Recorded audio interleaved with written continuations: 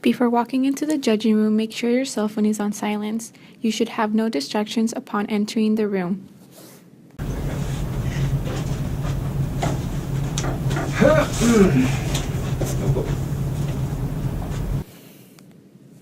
You will enter and set up your display board, engineering notebook, and show off your prosthetic arm. If you are doing the simulation challenge, you will log into your simulation on the computer near the front of the classroom. Set up your display board and notebook. Thanks.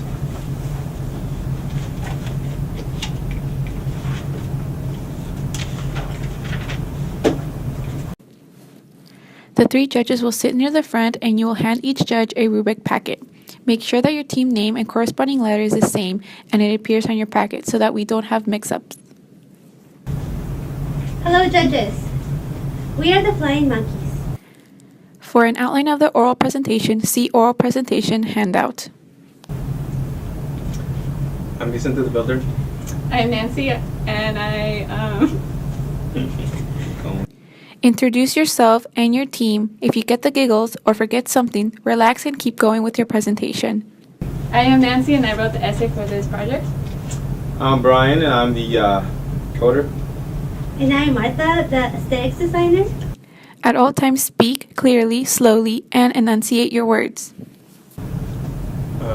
We are all in 9th grade except Brian, who's in 10th. We are from Seattle Mesa School, and our teacher is Miss Nady. All speakers smile and are supportive of each other. They also all wear their Mesa shirts. Not wearing their shirts will result in a loss of 5 points. Avoiding interrupting or contradicting your teammates. The name of our prosthetic design is the Mark 2.0. Brian points out the props for the presentation. In this case, it is naming the arm. And I would like to thank all the judges for being here, and I hope you all enjoy our presentation. Notice how Nancy steps forward each time she speaks and also begins by thanking the judges. To give you a brief run-through of what our project was about, The Flying Monkeys use index cards to remind them of their talking points in order. Make sure that all students have equal amount of time talking.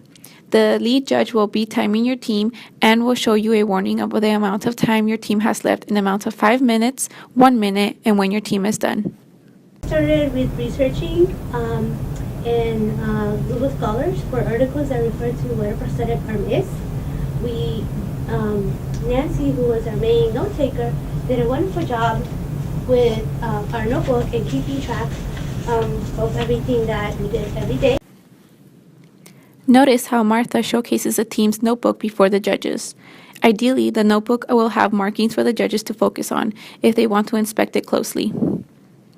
So judges, if you want to look at this after our presentation, you may do so, and you may see some highlighted parts that are important in the progress in making our arm. We also, obviously Brian mentioned he was a coder and he did most of that.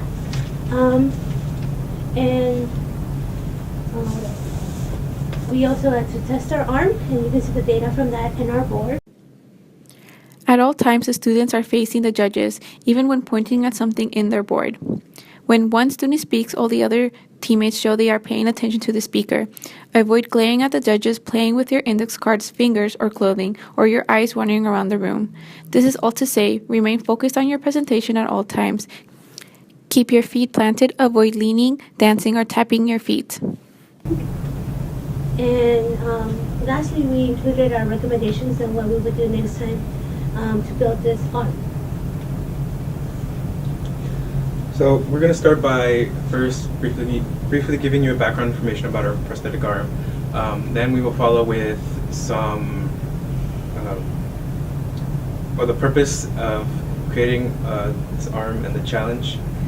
Lastly, we will give an in-depth description of the overall design. So, our design purpose was to create a prosthetic arm that was both cost-effective and functional.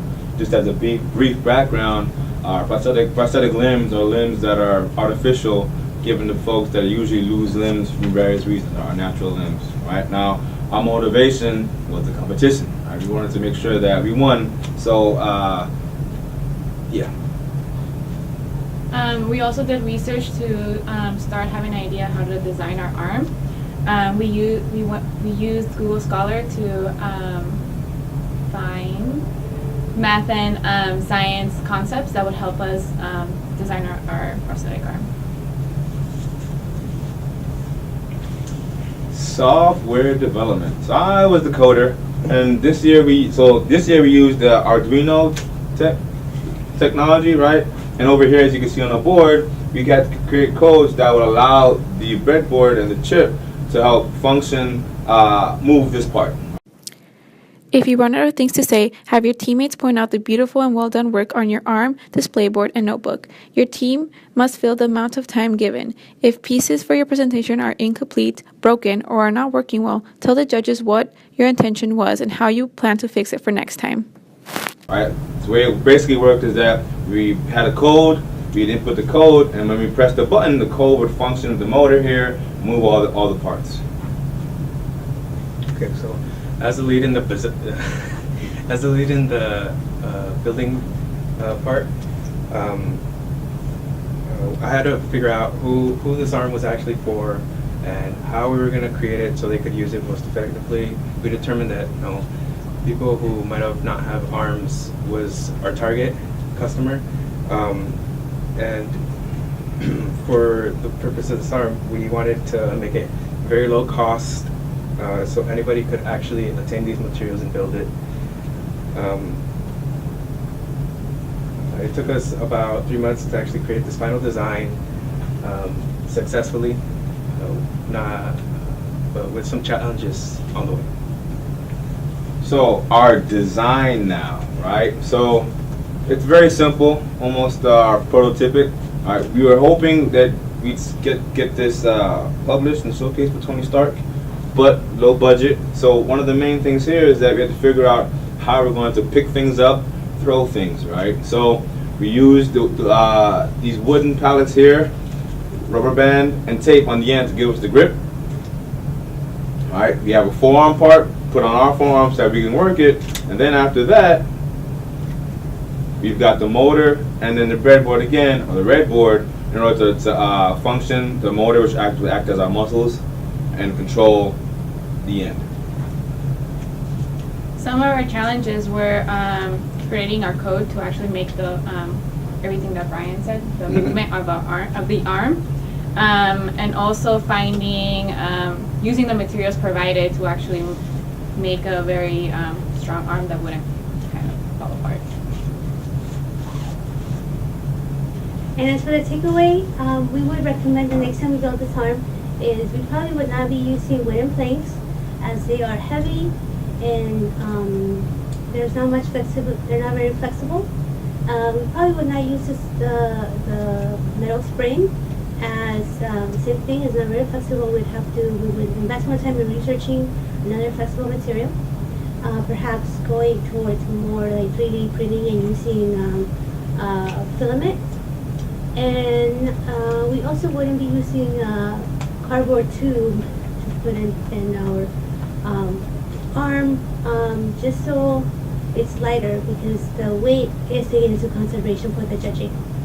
And then for conclusion, we really enjoy working together as a team and putting this out together. I'm very proud of the work that my team members did, especially my designs that you can see on the board, the graphics, the data, and obviously my orthographic projection that I drew. Okay. So yeah, we would love to do this again next year. Go. Prosthetic arm teams will have a total of 10 minutes, while simulation teams will have a total of 15 minutes.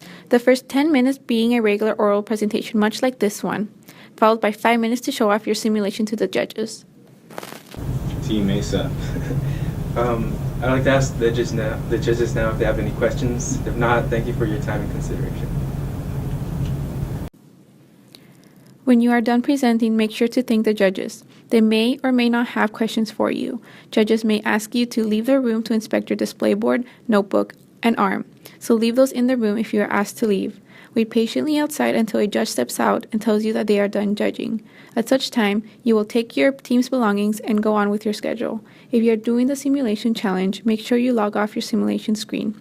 If you are doing the prosthetic arm challenge, go on to do the physical testing, and if you're done with both, go on to do the STEM workshops and mini competitions.